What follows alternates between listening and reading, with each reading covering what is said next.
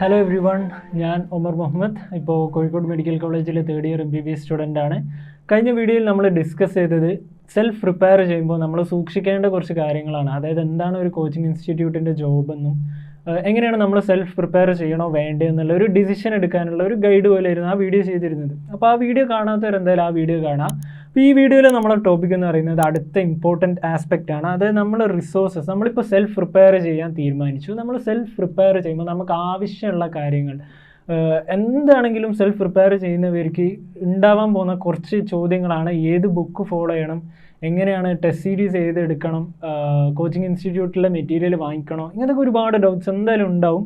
So അതാണ് ഈ ഒരു വീഡിയോയിലൂടെ അഡ്രസ്സ് ചെയ്യാൻ നോക്കുന്നത്. സോ നമ്മൾ ആ റിസോഴ്സസിലേക്ക് കടക്കാം. നമുക്ക് ഫസ്റ്റ് ഡൗട്ട് ഉണ്ടാകാൻ പോകുന്ന ഏരിയ എന്ന് പറയുന്നത് ഏത് ബുക്ക് ഫോളോ ചെയ്യണം എന്നുള്ളതാണ്.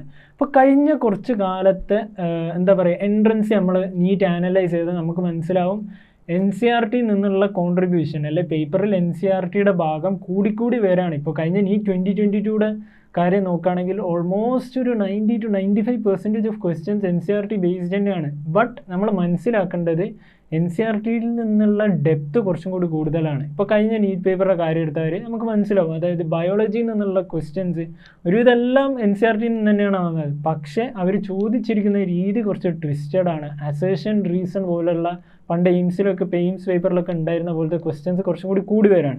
സോ NCERTയുടെ റെലവൻസ് കൂടി വരുന്ന ഒരു ടൈമാണ്. അതുകൊണ്ട് തന്നെ നിങ്ങൾ ബുക്കിനെ പറ്റി മറ്റൊന്നും ആലോചിക്കാനില്ല. ഫിസിക്സ് ആയിക്കോട്ടെ, കെമിസ്ട്രി ആയിക്കോട്ടെ, ബയോളജി ആയിക്കോട്ടെ, മൂന്നാണെങ്കിലും നിങ്ങൾ ഫോളോ ചെയ്യേണ്ട ബുക്ക് NCERT തന്നെയാണ്. നമ്മൾ ഒരുപാട് എക്സ്ട്രാ റിസോഴ്സസ്, പുറത്തുള്ള ഒരുപാട് മെറ്റീരിയൽ കാര്യങ്ങൾ എന്താ പറയുക, ആ ഒരു റിഗാർഡിൽ നമ്മൾ ആലോചിക്കേണ്ട. Extra out of NCERT information നമ്മൾ ഇനി അധികം അങ്ങോട്ട് ഫോക്കസ് ചെയ്യേണ്ട ഒരു ആവശ്യമില്ല. നമ്മൾ NCERT തന്നെ നല്ല കംപ്ലീറ്റ് ഡെപ്തിൽ നമ്മൾ 1-2 വർഷം ഇരുന്ന് പഠിക്കുക. അതാണ് നമ്മൾ ചെയ്യേണ്ട ടാർഗറ്റ്.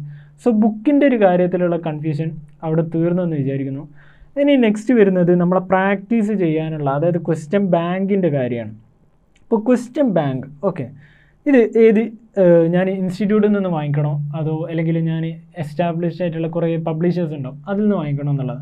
ഇതിൽ എനിക്ക് തരാനുള്ള അഡ്വൈസ് എന്താണെന്ന് വെച്ചാൽ, എൻ്റെ ടൈമിൽ എനിക്ക് ഏറ്റവും കൂടുതൽ എന്താ പറയുക, നീറ്റ് എൻട്രൻസ് എക്സാമിൻ്റെ ലാസ്റ്റ് ഒരു സ്റ്റേജ് എത്തും, ഒരു 30 days അല്ലെങ്കിൽ 40 days ബിഫോർ. അന്ന് പോലും എനിക്ക് ഡൗട്ട് ഉണ്ടായിരുന്നത് ഞാൻ ഉപയോഗിക്കുന്ന ക്വസ്റ്റ്യൻ ബാങ്കും ഞാൻ ഉപയോഗിക്കുന്ന ബുക്കൊക്കെ കറക്റ്റ് ആയിരുന്നു എന്നുള്ളതായിരുന്നു. ഞാനൊന്നും എന്താ പറയുക, ക്വോറ എന്ന് പറയുന്ന ഒരു വെബ്സൈറ്റ് ഉണ്ട്, ചിലവർക്ക് അറിയുന്നുണ്ടോ, ക്വോറയിലൊക്കെ ഇതേ ക്വസ്റ്റ്യൻസ് ചോദിക്കലുണ്ടായിരുന്നു, which book should I use എന്നൊക്കെ.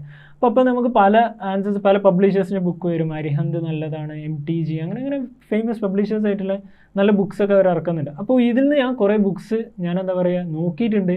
പക്ഷെ അതിൽ നിന്ന് തന്നെ എൻ്റെ എന്താ പറയുക എക്സ്പെൻസ്, ഈ ബുക്സിനൊക്കെ റേറ്റ് കാരണം എൻ്റെ ടോട്ടൽ എക്സ്പെൻസ് കൂടിയിട്ടുണ്ട്. അപ്പോൾ അതൊക്കെ യൂസ് ചെയ്തതിൽ നിന്ന് എനിക്ക് തരാനുള്ള അഡ്വൈസ് എന്ന് പറയുന്നത്, ആക്ച്വലി ഈ ക്വസ്റ്റ്യൻ ബാങ്കിലൊക്കെ ഉള്ള ക്വസ്റ്റ്യൻസ് സെയിം ആണ്. കാരണം ഈ ക്വസ്റ്റ്യൻ ബാങ്കിൽ അവർ ചെയ്യുന്നത് എന്താണെന്ന് വെച്ചാൽ പ്രീവിയസ് ഇയർ ക്വസ്റ്റ്യൻസ് ആണ് അവർ പ്രിൻ്റ് ചെയ്തിടുന്നത്. സോ 70 to 80% ഓഫ് ക്വസ്റ്റ്യൻസ് എല്ലാ നിങ്ങൾ ഏത് ക്യൂ ബാങ്ക് ഉപയോഗിച്ചാലും അതിൽ സെയിം ആണ് വരാൻ പോകുന്നത്. സെക്കൻഡ്ലി, ഈ ക്യൂ ബാക്കിൽ എക്സസീവ് എമൗണ്ട് ഓഫ് ക്വസ്റ്റ്യൻസ് ഉണ്ട്. നമുക്ക് ചെയ്യാൻ പറ്റുന്നതിനേക്കാൾ ആ ബുക്സിൻ്റെ ഒക്കെ തടി കണ്ടാൽ നമുക്ക് മനസ്സിലാവും, ആ ക്വസ്റ്റ്യൻ ബാങ്കൊക്കെ നമ്മൾ ചെയ്യുന്നതിനേക്കാളും എത്രയോ കൂടുതൽ, ചെയ്യാൻ പറ്റുന്നതിനേക്കാൾ എത്രയോ കൂടുതൽ ക്വസ്റ്റ്യൻസ് ആ ബാങ്കിലുണ്ടാവും. സോ അതുകൊണ്ട് തന്നെ നമ്മൾ മനസ്സിലാക്കേണ്ടത്, ഏത് റിസോഴ്സ് ഈ ഒരു യൂസ് ചെയ്താലും അവർ പ്രീവിയസ് ഇയർ ക്വസ്റ്റ്യൻസ് യൂസ് ചെയ്യുന്നത് കൊണ്ട് തന്നെ നമ്മൾ ഏത് ബുക്ക് വായിച്ചാലും ആക്ച്വലി അതിൽ വലിയ ഡിഫറൻസ് വരുന്നില്ല. It's about how much V practice in those books. നമ്മളെങ്ങനെ പ്രാക്ടീസ് ചെയ്യുന്നു, ഏത് മെത്തേഡ്സ് യൂസ് ചെയ്യുന്നു എന്നുള്ളതിലാണ് കാര്യം. എൻ്റെ ഒരു സജഷൻ എന്ന് പറയുന്നത്, അതിൽ നല്ലത് നിങ്ങൾക്ക് കുറച്ചും കൂടി കൺസൈസ് ആയിട്ട് കിട്ടാൻ കോച്ചിങ് ഇൻസ്റ്റിറ്റ്യൂട്ട്സിലെ മെറ്റീരിയൽസ് ആണ്. ഇപ്പോൾ ഡോപ്പയുടെ കാര്യം പറയുകയാണെങ്കിൽ ഡോപ്പയിലെ തന്നെ സ്റ്റഡി മെറ്റീരിയൽസ് മാത്രമായിട്ട് കൊടുക്കുന്നുണ്ട്. സോ നിങ്ങൾ NCERTൻ്റെ കൂടെ ഡോപ്പയുടെ സ്റ്റഡി മെറ്റീരിയലും കൂടി കപ്പിൾ ചെയ്തിട്ടുണ്ടെങ്കിൽ, അത് രണ്ട് കമ്പൈൻ ചെയ്ത് യൂസ് ചെയ്തിട്ടുണ്ടെങ്കിൽ നിങ്ങൾക്ക് ഭയങ്കര യൂസ്ഫുൾ ആയിരിക്കും. NCERTയുടെ ഒരു റിവ്യൂ കിട്ടും, നിങ്ങൾക്ക് ആവശ്യമുള്ള അത്ര ക്വസ്റ്റ്യൻസ് അതിലുണ്ട്. അത് തന്നെ സോൾവ് ചെയ്താൽ ധാരാളമാണ്. അതന്നെ അത്യാവശ്യം നല്ല എമൗണ്ട് ഓഫ് ക്വസ്റ്റ്യൻസ് ഉണ്ട്.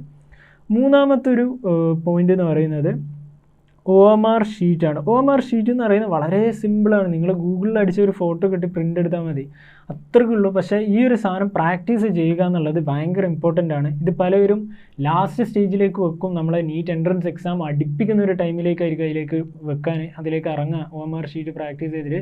ബട്ട് ഐ സജസ്റ്റ് യു, നിങ്ങൾ ഇപ്പോൾ തന്നെ പ്രാക്ടീസ് ചെയ്ത് തുടങ്ങുക. എന്തിനാണ് വെറുതെ ലാസ്റ്റ് വരെ വെക്കുന്നത്? OMR കൂടുതൽ പ്രാക്ടീസ് ചെയ്താൽ കൂടുതൽ നല്ലതാണ്. നമ്മൾ വിചാരിക്കുന്ന പോലെയല്ല. ഒരു ആവറേജ് പറയപ്പെടുന്നത് ഏകദേശം 15 to 20 minutes ടൈം എടുക്കുമെന്നാണ് പറയുന്നത് സിംപ്ലി നമ്മൾ OMR ഫില്ല് ചെയ്യുക. നിങ്ങളൊന്ന് ആലോചിച്ച് നോക്കും, നിങ്ങൾ എൻട്രൻസ് ഒരു ടൈം ബൗണ്ട് എക്സാമാണ് അല്ലേ. ആ എൻട്രൻസ് എക്സാമിൽ നിങ്ങൾ 200 ക്വസ്റ്റ്യൻസ് ആണ് ഇപ്പോൾ ഉള്ളത്, 180 സോൾവ് ചെയ്യാൻ. ആ ഒരു 180 ക്വസ്റ്റ്യൻസ് നമ്മൾ മാർക്ക് ചെയ്യാൻ നമുക്ക് ഏകദേശം 20 മിനിറ്റ് പോകുന്നുണ്ട്. അപ്പോൾ നമ്മൾ ടോട്ടൽ ടൈമിൽ നിന്ന് 20 മിനിറ്റ്സ് സിംപ്ലി ആൻസേഴ്സ് മാർക്ക് ചെയ്യാൻ പോവാണ്. അത് നമുക്ക് ഭയങ്കര ക്രൂഷ്യലാണ്. ആ ടൈം നമുക്ക് സേവ് ചെയ്യാൻ പറ്റണം. അതിനാണ് നമ്മൾ OMR ഷീറ്റിലെ പ്രാക്ടീസ് ചെയ്യാൻ പറയുന്നത്. സോ OMR ഷീറ്റ് സിമ്പിളായിട്ട് നിങ്ങൾക്ക് നെറ്റിൽ നിന്ന് തന്നെ ഡൗൺലോഡ് ചെയ്ത് അത് പ്രിൻ്റ് എടുത്തിട്ട് അതിൻ്റെ കോപ്പീസ് വെച്ചിട്ട് തന്നെ നിങ്ങൾക്ക് സോൾവ് ചെയ്യാം. ഞാൻ അങ്ങനെയായിരുന്നു ചെയ്തിരുന്നത്. നാലാമത് വരുന്നതാണ് ടെസ്റ്റ് സീരീസിൻ്റെ കാര്യം. ഈ ടെസ്റ്റ് സീരീസ് നിങ്ങൾ എന്തായാലും കോച്ചിങ് ഇൻസ്റ്റിറ്റ്യൂട്ട് തന്നെ നിങ്ങൾ ഏതെങ്കിലും ഒരു കോച്ചിങ് ഇൻസ്റ്റിറ്റ്യൂട്ടിൽ നിങ്ങൾ ജോയിൻ ചെയ്യേണ്ടി വരും. അത് നമുക്കൊന്നും ചെയ്യാൻ പറ്റില്ല. And this is very crucial, especially in the last 50 days. നമ്മൾ ലാസ്റ്റ് 50 ദിവസങ്ങളൊക്കെ ആകുമ്പോൾ നമ്മൾ എന്തായാലും ഇപ്പോൾ 12th കഴിയുന്നവരാണ്, 12th ബോർഡ് എക്സാം ഒക്കെ കഴിഞ്ഞിട്ടുള്ള ഒരു പീരീഡ് ഉണ്ടാവും, ബോർഡ് എക്സാം ടു നീറ്റ്. ആ ഒരു ടൈമിൽ നമ്മൾ എന്തായാലും ഒരു ടെസ്റ്റ് സീരീസ് ജോയിൻ ചെയ്യുക എന്നുള്ളത് കമ്പൽസറിയാണ്. കാരണം പിന്നീട് അങ്ങോട്ട് നമ്മൾ NCERT വായിക്കുക, റിവൈസ് ചെയ്യുന്നതിനൊക്കെ ഉപരി മാക്സിമം ടെസ്റ്റുകൾ ചെയ്യുക, മാക്സിമം മോക്ക് എക്സാംസ് ചെയ്യുക എന്നുള്ളതാണ്. സോ അത് ആ ഒരു ടൈമിൽ എന്തായാലും അത്യാവശ്യമാണ്. If you can start it early ഞാൻ സജസ്റ്റ് ചെയ്യും. ബട്ട് നമ്മൾ മനസ്സിലാക്കേണ്ടത് അതെന്തായാലും നമ്മൾ ഏതെങ്കിലും ഒരു ഇൻസ്റ്റിറ്റ്യൂട്ടിൻ്റെ ഇപ്പോൾ ഡോപ്പെ ആണെങ്കിലും അല്ലെങ്കിൽ മറ്റ് ഇൻസ്റ്റിറ്റ്യൂട്ട്സ് നിങ്ങൾ എൻറോൾ ചെയ്യുക എന്നുള്ളതാണ് പറയാനുള്ളത്. ഇത് കഴിഞ്ഞ് ഇത് ഞാനിപ്പോൾ ഈ പറഞ്ഞ 4 കാര്യങ്ങൾ ആക്ച്വലി ഫിസിക്കൽ റിക്വയർമെൻറ്റ്സ് ആണ്. ഇപ്പോൾ നമ്മളെ കയ്യിൽ ആവശ്യമുള്ള നമ്മൾ പൈസ കൊടുത്ത് അല്ലെങ്കിൽ എന്താ പറയുക നമ്മൾ എക്സ്പെൻസ് വരുന്ന നമുക്ക് അത്യാവശ്യമുള്ള റിസോഴ്സസ് ആണ്. ഇതിലും അത്യാവശ്യമുള്ള 2 റിസോഴ്സസ് ഞാൻ പറയാം. പക്ഷേ ഇത് നിങ്ങൾ പൈസ കൊടുക്കേണ്ട ആവശ്യമില്ല. പക്ഷേ ടൂൾസിൻ്റെ കൂടെ ഞാൻ പറയുമ്പോൾ ഇതെന്തായാലും ഞാൻ പറയാതിരിക്കാൻ പറ്റില്ല.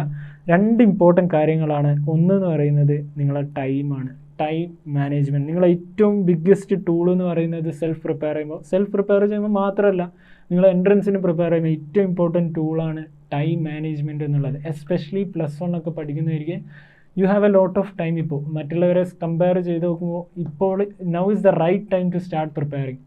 അപ്പോൾ നിങ്ങൾക്ക് ടൈം മാനേജ്മെൻറ്റ് ഇപ്പോൾ ചെയ്യാൻ പറ്റിയിട്ടുണ്ടെങ്കിൽ നിങ്ങൾക്ക് നല്ലൊരു അഡ്വാൻറ്റേജ് ആണ്. നിങ്ങൾക്ക് ഇനഫ് ടൈം ഉണ്ട്. സോ എങ്ങനെ ടൈം മാനേജ് ചെയ്യാമെന്നുള്ളത് ഈ സീരീസിൽ അടുത്ത വീഡിയോസിൽ നമ്മൾ ഡിസ്കസ് ചെയ്യുന്നതായിരിക്കും. പക്ഷേ നമ്മൾ ആദ്യം മനസ്സിലാക്കേണ്ടത് ഇത് one of the most important tools ആണ്. ഇനി മറ്റൊരു ഇമ്പോർട്ടൻറ്റ് ടൂൾ കൂടി പറയാം. ഇത് ഞാൻ കഴിഞ്ഞ വീഡിയോയിൽ പറഞ്ഞതാണ്. അത് ഡിസിപ്ലിനാണ്. ഞാൻ കഴിഞ്ഞ വീഡിയോ പറഞ്ഞ പോലെ വിത്തൗട്ട് ഡിസിപ്ലിൻ നമുക്ക് പ്രിപ്പറേഷൻ വളരെ സ്വന്തമായിട്ട് പ്രിപ്പയർ ചെയ്യാൻ വളരെ വലിയൊരു ടാസ്ക്കാണ്. So you have to build എന്താ പറയുക ഒരു സെൽഫ് സ്റ്റഡി ചെയ്യാനുള്ള ഒരു ഡിസിപ്ലിൻ, ഒരു ചിട്ട അല്ല ആ ഒരു ലൈഫ് സ്റ്റൈലൊക്കെ നമ്മൾ എന്തായാലും എൻ്റർ ചെയ്തിരിക്കണം. ഈ ഒരു 2 റിസോഴ്സസ് ഞാൻ നേരത്തെ പറഞ്ഞ പോലെ നിങ്ങൾക്ക് എക്സ്പെൻസ് ഇല്ലാത്ത ഫിനാൻഷ്യൽ പ്രശ്നങ്ങളൊന്നും ഇല്ലാത്ത റിസോഴ്സസ് ആണ്. But they are the most important resources അല്ലെ മോസ്റ്റ് ഇമ്പോർട്ടൻറ്റ് ടൂൾസ്. ഈ മറ്റ് 4 കാര്യങ്ങൾ ഒരാൾ നിങ്ങൾക്ക് ഫ്രീ ആയിട്ട് തന്നാൽ പോലും അൺലെസ് ആൻഡ് അൺടിൽ നിങ്ങൾക്ക് ടൈം മാനേജ്മെൻറ്റ് സ്കിൽസും നിങ്ങൾക്ക് ഒരു സ്വന്തമായിട്ടൊരു ഡിസിപ്ലിൻ ഇല്ലെങ്കിൽ ഓൾ ഓഫ് ദീസ് നിങ്ങളെ ഹെൽപ്പ് ചെയ്യില്ല.